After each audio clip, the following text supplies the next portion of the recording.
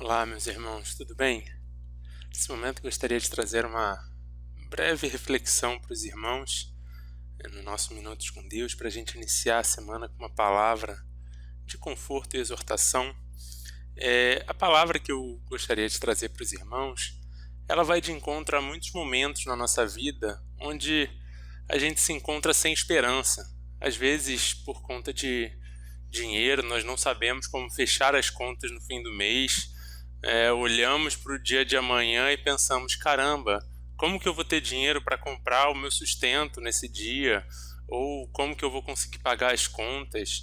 Às vezes algum parente nosso, alguma pessoa querida está passando por uma situação que incorre até um risco de vida para ela ou para nós mesmos, e nós nos encontramos desesperançados sem saber o que fazer, e isso faz com que nós percamos as esperanças, percamos o motivo da nossa alegria, percamos a razão do nosso viver. Isso não é incomum na nossa vida. Nós não somos diferentes de nenhuma pessoa nesse mundo, mas o que nos faz diferente é o Deus que nós temos, a razão da nossa esperança. Lá no livro de Esdras, o livro conta a história de quando o povo voltou do cativeiro. Nabucodonosor, ele tinha levado o povo, Deus tinha permitido que Nabucodonosor conquistasse o povo de Deus e levasse todo o povo cativo de Jerusalém para a Babilônia. E aí, enquanto o povo estava cativo, tinha sido levado escravo, a cidade de Jerusalém tinha sido totalmente destruída. O templo que havia sido criado em glória, cheio de glória, de ouro, pedras preciosas por Salomão, foi totalmente devastado. Todos os tesouros foram roubados, levados embora de Jerusalém. E 70 anos depois, após um longo período de castigo para o povo de Deus, Deus se lembrou do seu povo e usou o rei Ciro para levar o povo de volta da Babilônia para Jerusalém. E a história de Esdras, ela conta justamente a história desse retorno do povo para Jerusalém, como que o povo passou a viver desde então.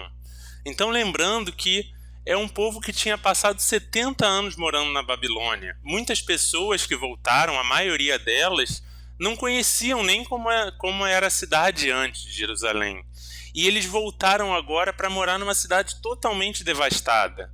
Naquela época, uma cidade sem muros era uma cidade que corria risco de invasões, tanto de invasões de pessoas como de animais selvagens. E eles voltaram para uma cidade que não tinha nem muros mais. Eles tinham que construir a cidade inteira, tanto o templo, quanto os muros, quanto as casas. Era uma cidade que havia sido devastada. Quando nós lemos no livro, os 2 primeiros capítulos, eles contam da volta para Jerusalém e as famílias que voltaram. E logo no 3º capítulo começa a contar o que eles fizeram assim que chegaram em Jerusalém. Assim que eles chegaram em Jerusalém, nós lemos lá no capítulo 3, no início do capítulo 3, que embora eles estivessem praticamente sem casas ainda, a cidade estivesse sem templos, sem muros, totalmente desprotegida, qualquer país vizinho, qualquer povo vizinho poderia invadir aquela terra e tomar aquela cidade para si. Eles estavam desprotegidos dos animais dos campos também, por não terem muros nas suas cidades. Mas quando nós lemos aqui no início do capítulo 3, nós vemos que a primeira coisa que eles fizeram quando chegaram em Jerusalém foi cultuar a Deus e celebrar a provisão de Deus. Eles celebraram uma festa, que era a festa dos tabernáculos. E essa festa significava o reconhecimento de que Deus é o Deus da provisão. É Deus que dá o sustento, é Deus que cuida de nós a todo tempo, Ele que nos dá vida, Ele que mantém a nossa saúde, Ele que nos dá todas as coisas. E é isso que nós precisamos lembrar também.